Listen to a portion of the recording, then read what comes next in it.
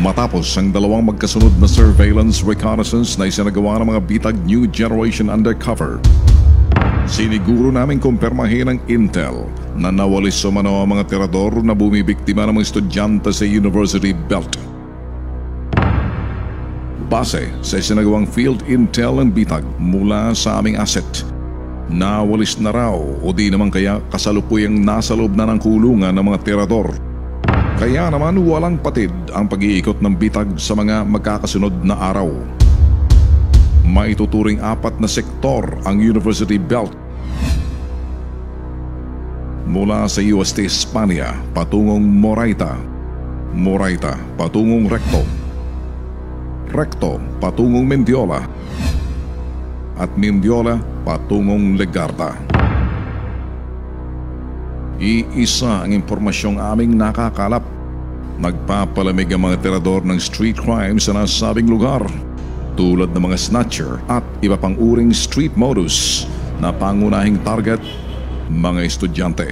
Ito'y dahil kalat ng mga pulis at karamihan sa mga estudyante nasa bakasyon sa probinsya, maliban sa mga nagsa-summer class. Sa videong ito, nakaposte ang mga pulis sa tapat mismo ng UST Espanya. Sa asset namin na vendor sa lugar, nagpapalimig lang daw ang mga tirador dahil sa pananatili ng mga pulis ng Manila Police District. Malakas ang pangamoy ng mga pulis sa lugar at lumapit sa aming undercover. Si PO1, pinagmalaking nalinis na nila ang lugar. Pero mga madalas na pagkukura dito, wala na silang ubusan na kulong na namin. Sa harapan ng University of the East, naispata namin ang mga pulis na nakamotor nagsasagawa ng patrolya. Samantala, sa may bahagi ng Mendiola, ang mga universidad at kolehiyo na nakapaligid, protektado ng police outpost.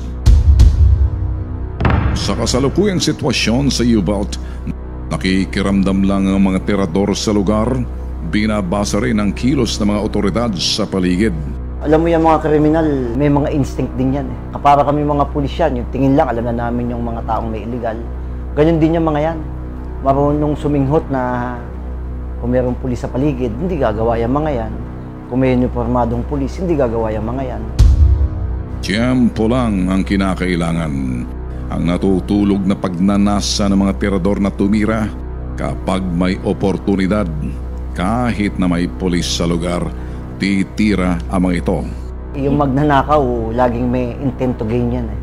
Ang iniisip niyan, yung makakuha ng gamit, pakinabangan nila, ibenta. At lagi silang nag-aabang ng oportunidad talaga eh. Kaya anytime, at any given time, nag-i-strike sila. Sa likod ng pambibiktima ng mga tirador ng street crimes sa U-Belt, ang mga insidente ng pang-hold up at snatching na itinutumba, natatagpo ang patay sa mga estero at eskinita. May malalim na istorya. Kanya-kanya yan sila rota.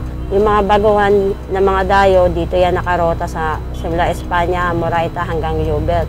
Yung nandun naman sa Recto, mga hindi naman dayo yun, hanggang nakakarating yan sila minsan ng Divisoria. Ayon kay Lolita at maging ilang empleyado sa nasabing lugar, ang tirador na malakas ang loob na nambibiktima ng mga estudyante, dayo lamang o di kaya napadaan lang at naghahanap ng mabibiktima. Yung mga dayo, pag nahuhuli, pinapatay nila. Yan sa may Recto, may pinatay silang isang dayo kasi nahuli nila na ng hold up. Sa mundo ng mga sindikato, may sarili silang mga balwarte. May kanya-kanya silang teritoryong hawak. Kalimitan, alaga sila ng mga tiwaling operatiba sa nasabing lugar. Yung mga talagang malalakas na loob, nagkakaroon ng ng kinakailangan nilang maghanap ng parang sort of protection. There are some who are cuddling or protecting itong mga kriminal na ito. Sa mga sindikatong organisado man o hindi, malaki man o maliit, may sarili silang patakaran na sinusunod.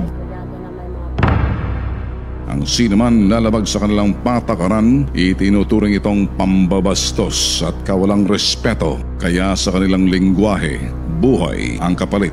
Lumabag ka sa usapan nila, o sa rules nila, lumampas ka sa jurisdiction mo, area of operation nila, yun na, ginagawa na nila kung anong dapat nilang gawin para sampulan itong grupong to. They take matters into their own hands, Malaking naitutulong ng police visibility sa U-Belt. Limitado ang kilos at galaw ng mga tirador o sindikato ng street crimes sa U-Belt. Kokonti ang populasyon ng mga estudyante sa panahon ng summer. Subalit, iba ang magiging sitwasyon sa pasukan. At dito, kalat na naman ang mga estudyante at lolobo naman ang populasyon sa University Belt.